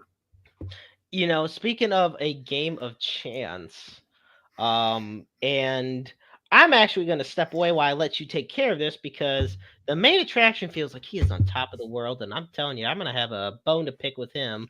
Granted, it's in the state of Missouri, so I can't wrestle him yet. But I do want to ask, and I want you to tell those listening at home and as well as myself. News came out yesterday that Trevor Story has a severe elbow injury that's going to need surgery, and he is going to miss the majority of the season, at bare minimum till July. Right. And one question that was brought to my attention, and I do want to ask you about this, is why wait till mid-January to get this surgery when this could have happened a while ago? And now look where we're at. I And I'll think leave the what floor to you. I think what happens here is, obviously the news did come out with Trevor Story having to have the Tommy John surgery, and you're looking at least a 6-month recovery time. Obviously, shortstops don't throw near as much as pitchers do, but still, it's one of the longest throws on the ball diamond, especially when you have the range that Trevor Story has. So when you look at it, the question brought up was why wait until now? And it does kind of seem like a real dicey decision to make. There were numerous shortstops on the market, including Xander Bogaerts, who the Red Sox let walk to the San Diego Padres, where he signed a 12-year deal there. So ultimately, when it comes down to it, you're looking at a poor decision. And I don't know who Trevor Story's agent is. It very well may be Scott Boras. I know he was a high-profile athlete at one point in time. So it does seem really uncharacteristic to wait until mid-January to have the surgery done, because now you're looking at middle of June to at least where you can start throwing again. If you have this done back in October, because the Red Sox obviously didn't make the playoffs, by the time you get into spring training, maybe, a month into the season, you're ready to go because, obviously the wrist, the arm, the elbow, all of that stuff's connected. You've got to re-strengthen all that stuff when you're down. So it really does put the Red Sox in a bad position because all of the shortstops that were on the market are gone. Correa obviously back to the Twins. Dansby Swanson goes to the Cubs. You look at guys like Xander Bogaerts, he goes to the Padres. And I mean, just the list goes on and on and on. You had all these high-profile players, and not that the Red Sox were going to sign any of them because they've really taken care of their own guys with Rafael Devers and whatnot. But it does seem like the bad decision to make. And I'm hoping that the ball club had some kind of knowledge or maybe played into the situation, because if not, that's not going to set well, not with higher management, but also the guys in your own locker room or clubhouse, because, the Red Sox want to win and they've invested in winning, and this kind of puts them in a little bit of a bind. Other news that's come out too is obviously the Dodgers DFA'd Trevor Bauer. Boy, he is a real tangled web. Maybe a great pitcher, or at least he was at one point in time. A lot of people have asked me if I'd be interested in the Cardinals signing him. The answer is a very prolific no, because not only is he not a great human being, as we've seen, he's also a terrible teammate, and a lot of that come out in Cleveland as well. So, it's real interesting when you look at it. You got two Trevors there. One's a medical liability, and the other one's just a liability as a human being. So let's see here. We have any questions or anything, as I'm waiting for Jeremy to finish his business with Dion. Hey, he's back. All right, I've returned, my man. and of course, he says it's interesting, but how do I put this? He doesn't like to wait, so he's not in the best of moods. But you know what? There's always a way to convince. And in the meantime, I must ask you, James. We're taking into account with the whole Trevor Bauer situation. Okay, you got that right. Terrible human being, terrible teammate, hell of a pitcher. Now, that in of itself blinds a lot of people. Right. All they think about is the athletic aspect. So, which is where I bring into account why can't believe I'm gonna ask this. Why he should not go to the Cardinals? Well, so I'm going to use an example here. Remember AJ Przinsky, the catcher who was kind of seen as a Yes. cancer to every clubhouse that he played in. And when he came to Mhm. St. Louis, he fell in line. Trevor Bauer is just one of those guys, and he was a great pitcher when he could still use the sticky stuff. Remember, he missed all of last year. So He we did. don't know what kind of a pitcher he is, and I'm just not willing to take a chance on him because I just don't think that it's worth the risk. I really don't. I mean, I think you can go out and find somebody else or make a trade. I saw a poll where they polled Cardinal fans and it was kind of split right down the middle on what to think about Trevor Bauer. I don't know. I mean, I'm kind of, if you look at his athletic ability and you can tell me that he can pitch like he did in 2017 and do it now and be successful, sure. But I don't know. I think I would rather take my chances with a Graceffo or maybe a Matthew Liberatore than having to deal with a cancer like that. Because what happens if he comes in and absolutely wrecks your clubhouse? I mean, you don't need any more of that. Who do you consider to be the top, or at least a couple of the top free agents that are left? As we're honestly, I mean, drawing really near to where spring training begins. I don't. I wouldn't. I mean, geez, I wouldn't even look at free agent pitchers. I think if you want to add to your pitching staff, you have to make a trade. And I really think that the Cardinals are fine going into spring training with the guys that they have, because right now you've already got 6, and that means you're going to have to send somebody to the bullpen. And I mean, maybe you send Dakota Hudson there if he can figure out his walk issues. But I just, I'm as far as pitching, I'm more interested in looking at a left-handed or a switch hitting bat off the bench. I'm not even thinking about pitching right now. Are you satisfied though with the fact that, I mean, where do you stand on the Cardinals? Because this is the thing. Okay, I get it if you don't want to look at pitchers on the free agent market because maybe there's not the top quality that you would expect. But at the same time, look where the Cardinals. First off, okay, you got Wainwright, Michaelis, Montgomery, Flaherty, Matz and Hudson and Matz and Hudson. And that, don't even get me started on. I'm not. Look, I'm not happy with the pitching staff at all. Okay, I'm just not the starting staff anyway. My guy was Carlos Rodon. I'm happy with some of it though. I do like Montgomery. I even think I do like Jordan Montgomery. I think Michaelis and Montgomery should get the extension. I understand why Wainwright's still around. I think Wainwright sticks around. This is obviously his last year, but I think he sticks around as a good innings eater. Anything past that, I don't trust Flaherty as far as I could throw him. I don't trust Dakota Hudson, and nope. I have plenty of justification for that. And I don't trust Steven Matz. Now, Flaherty is the one. I really hope this is the year we've been waiting for, because, I mean, look at how long the Cardinals waited on Alex Reyes and how that turned out. No. So this is Flaherty's boom or bust year. And I really need to see some improvement out of him, some consistency. It's also a free agent contract year. He'll have a big year. Yeah, I mean, hopefully, if he knows what's best for him in his future. No, he wants to end up with the Dodgers. He'll be fine. Oh my God, I'm serious. I really feel like that we'll see that too. So, but I don't know. This is how I look at it. Okay, you expect him to go with the Dodgers, but is that his way of you saying that he's just kind of not giving a crap over the years? God, I don't want to say that. I'm not trying to throw anybody under the bus. I think that we've seen that a lot of athletes, a lot of high profile athletes always have a big year when it's their contract year. Now that I do agree with. A lot of players in their contract, because everything's on the table. Look at Lamar, but at the same thing, Barbie kind of agrees with that too. I mean, kind of look at quarterbacks in the NFL when that time comes up. And, they do play their best, because especially if they bet on themselves. Right. That's what it comes down to.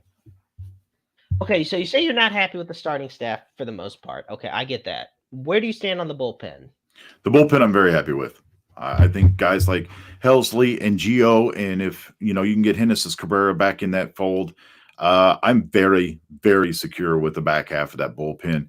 And I think the bridge guys, you'll see a guy like Zach Thompson. He pitched really well. And I'm real confident in the bullpen.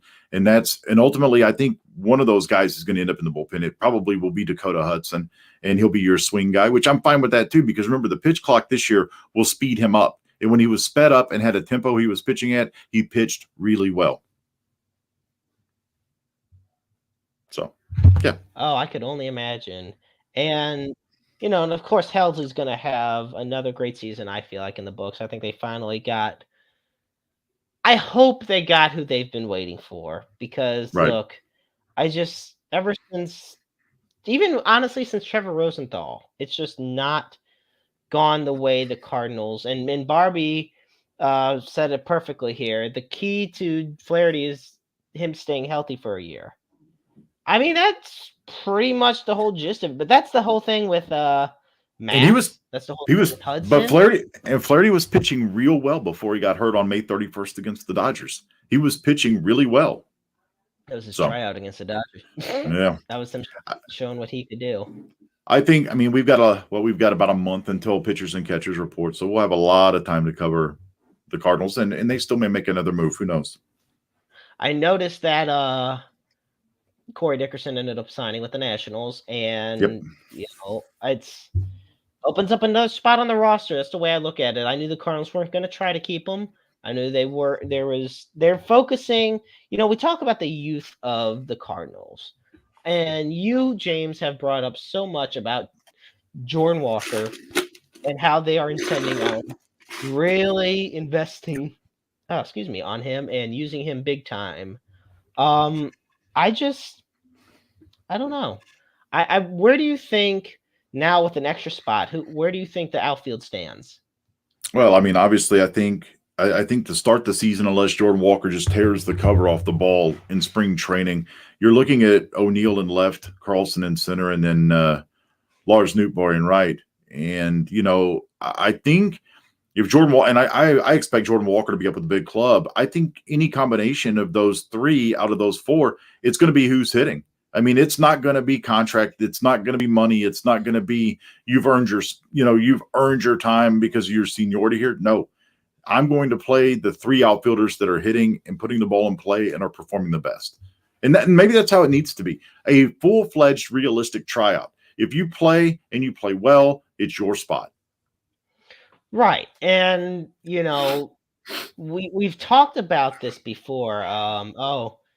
Look at that. Yep. Congratulations to Tyler O'Neill and his wife, Stephanie, on welcoming a baby boy this past Monday. Always a wonderful. Maybe it'll give him some more daddy strength and he can stay healthy too.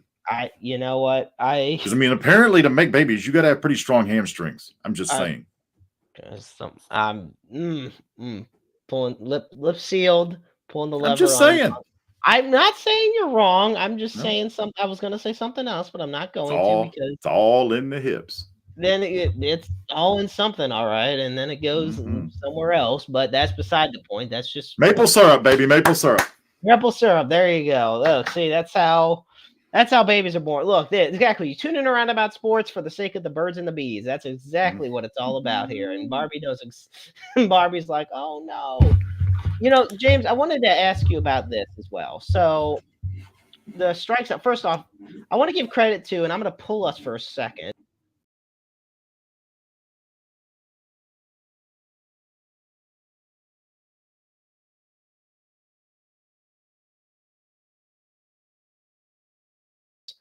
And then tomorrow. What the hell? I couldn't hear a word you said. Couldn't hear a word I said? Well, I wanted to show. Okay, well, it was worth a shot. So what I pulled us because I wanted the folks at home viewing the show, thank you all so much for tuning in, to take a look at the new logo. It was designed by Dane McGuire, and he's also designed a lot of new logos for us for Interstate 70 Sports Media. And yeah, honestly, that's okay. We'll just pretend I didn't say anything at the time, Yeah, we don't listen to you anyway. I was going to say, who gives a shit what I think? So nevertheless, James, tell us a little bit more about tomorrow night, what you got going for you. Okay, so tomorrow night on the Strike Zone, we will have, as I mentioned earlier, we'll have Jags history. He'll join me about 6:15, about 15 minutes into the show. We'll talk about his experience with the Jags and the Titans game in Jacksonville this past weekend.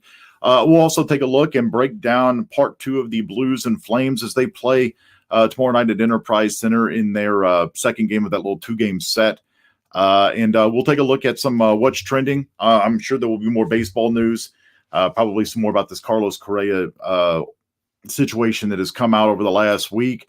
And just kind of taking a real quick sweep around the league of the National Hockey League and kind of looking at the standings and where the Blues sit and what they need to do or what they can do until some of these guys like O'Reilly, Tarasenko, and some of the other big boys get back, if they can stay afloat and make a run at it this year. I don't think they're a Stanley Cup team right now, but we'll talk all about that tomorrow night as well. And then following the Blues and Flames game tomorrow night, we'll have the fourth period, and we'll kind of break down, hopefully, another win for your St. Louis Blues. I was about to say, also, let people a little bit more about the fourth period, because that's a new show we got here for Interstate 70. We got a lot of new shows. I also wanted to talk about quickly Origins by our very own Parker, sports historian, published author. He's doing one on the St. Louis Cardinals and the complicated history about their founding, I should say. And it's definitely one that's worth checking out. Yeah, I'm actually going to sit down with Parker, and we're going to do a strike zone coming up right as we get closer to spring training, and looking forward to having that talk with him. And then as we get closer to the Daytona 500, Josh Gillison, we're going to bring him on. He is a big NASCAR buff, has his own NASCAR podcast. I'm going to bring him on. We're going to talk about the Daytona 500 and some motorsports talk as well. But the fourth period, it's kind of a breakdown show. It's just a 10, 15-minute kind of wrap-up show talking about the Blues and, recapping the game and then kind of previewing briefly of who they play next. So tomorrow night, you'll have the opportunity to listen to us break down the Blues Flames game and then kind of preview a little bit of the Blues Tampa Bay game Saturday night at Enterprise Center. All right. Well, I am very much looking forward to it. Well, folks, this is the interesting thing.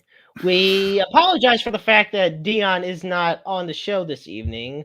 We reached out to him, and of course, him being the main attraction that he claims to be, obviously the main attraction didn't want to go after the talk that James and I have put so much effort into.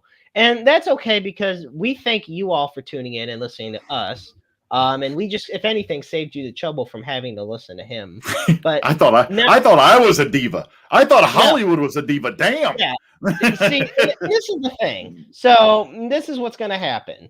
I'm going to work on it, especially to get Dion on this show. And when I do, I'm going to raise hell, because hell deserves to be risen when the main attraction is around. So that is what we're going to do. Now, I will say for next week, I am honored to say that we are actually going to have, and this is going to be a special episode, because something that it's going to be a little bit more of a serious tone next week. Yeah, I was going to say it'll be toned down. It's going to be more toned down, a little less energetic. Yes, Barbie, you're exactly right. Bad Dion. But next week we're gonna have Taylor Michelle Coleman on. She is the daughter of legendary Cardinal Vince Coleman, but there's more to it. So she's actually a published author as well, and she's author of the book A Letter to My Deadbeat Dad. There's a lot of personal things that she has been through, and we wanted to give her the opportunity to be on the show and talk about it. And of course, we do our best to have fun here, but in the real world, there's a lot of real world problems, and she's going to be sharing some of hers from her life. So that Taylor Coleman will be on next week, and I've talked to her many times. I definitely look forward to it, and she is not a diva, unlike Dion. So I definitely am looking forward to next week's episode. And remember, folks, that is at 7:00 Central Time. So you do the math of where it is everywhere else. And so I wanted to say, before we close up shop, first off, it is so great being back. I've loved every second of this episode tonight, except for the parts where I've had to worry about Dion being a little, you know what. No. That said, um, yes, make sure to tune into the Strike Zone tomorrow night at 6 p.m. And also, James and I are big advocates of mental health awareness, and so you know, NAMI is such a great organization, and so it's the National Alliance on Mental Illness, and their phone number is 1-800-950-NAMI. That's 1-800-950-NAMI. If you want to get involved with the organization, want to learn more tips, how to get more involved on raising awareness, and also more importantly, for the Suicide and Crisis Lifeline, you dial 988. Um, this is something that means a lot to both of us in everyday lives. You know, it's a fortunate thing to have a number where you can reach out to somebody and understand that you're never alone in this world. There's always somebody that cares about you. Um, and so, it, it, yeah, the line's open 24/7, 365, 366 on leap years. Um, and just understand that you are never alone. And on top of that, you could also be that person that somebody else needs. So never be afraid to reach out to somebody. And I'm just thankful James is here with us. Always good being alongside my brother from another mother, if you will. So it's always a pleasure, my friend, and I look forward to you doing the Strike Zone tomorrow night. And be sure on Sunday night to tune in. I believe it's 7 o'clock for the Issues with Wrestling with Christopher Miles, where I will be on, and he's gonna do his dab into his own show. So all that, folks, and more later on. Thank you so much for tuning in. I'm the Maestro Jeremy Carp. He's Hollywood James Knox. Remember, life is a book full of empty pages just waiting to be written in. Make your lives worth reading.